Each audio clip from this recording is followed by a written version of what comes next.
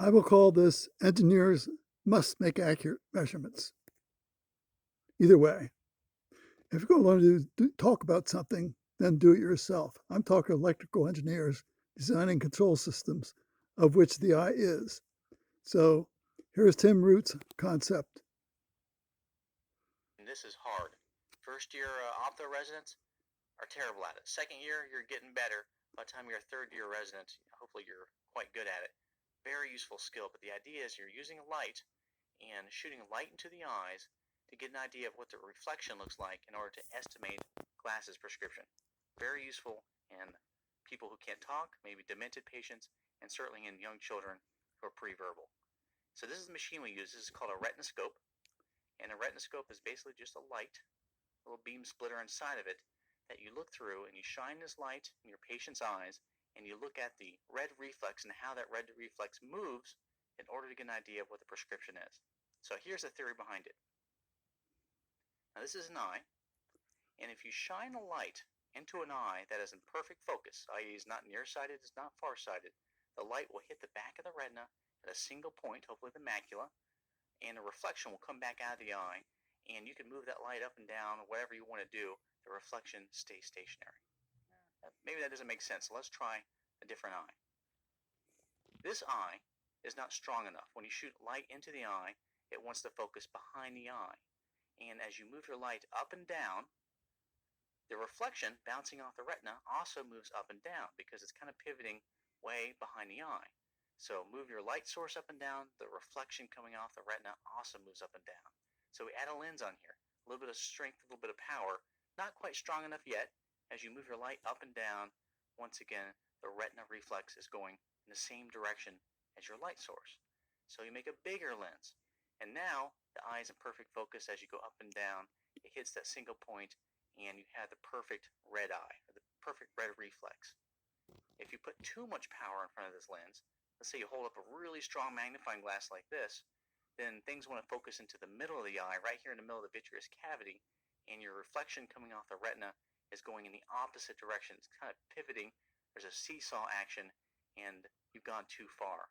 So using this theory, by holding different lenses in front of the eye, you can play around with the reflection as you move light up and down and hopefully figure out a prescription this way. So, what does this look like? Now here's our light. As you pass in front of the eye, you can see that red reflex back there is the line that you're seeing in the background. It's inside the eye, and it looks a lot like the light source, and it goes in the same direction. So we know things aren't in focus. And it doesn't matter what direction you move your light. In this case, it's always going in the same direction. So that's what we call with movement. So let's hold up a +1 lens, add a little bit of power, and the reflex is still going in the same direction. So we're not quite there yet. You notice that the red reflex, that line back there, looks a little bit thicker than it did before. So it's gotten a little bit bigger, but we still have with motion. Not quite what we want. So that's at a +2. That light's still going with, so it's not quite there yet, but you notice that that red reflex has gotten bigger. So we're getting somewhere. Something's happening. We're getting closer to our ideal, perfectly focused situation.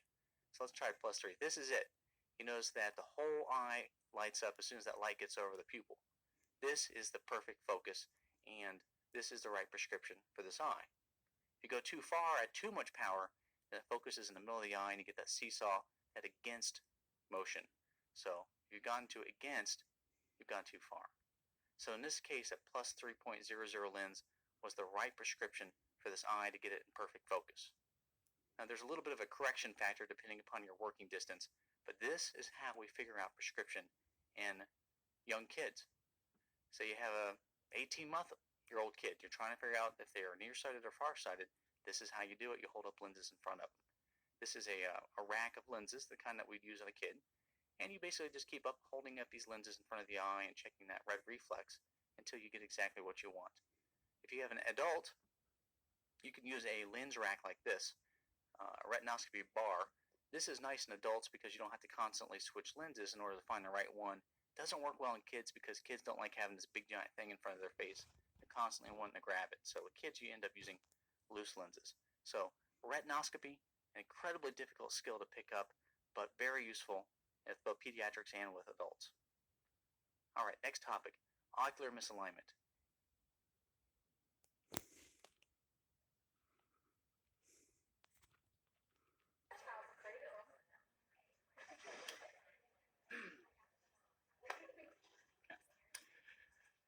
Loose lens retinoscopy. This is one of the harder skills to learn in ophthalmology, both for you and really for me. When I was a resident doing my surgical training, it probably took a good 2 years before I really got any comfort, and I'm still getting comfortable with it. You get better with time. I thought this would be an interesting topic and a useful one because this is something you can actually use in your office.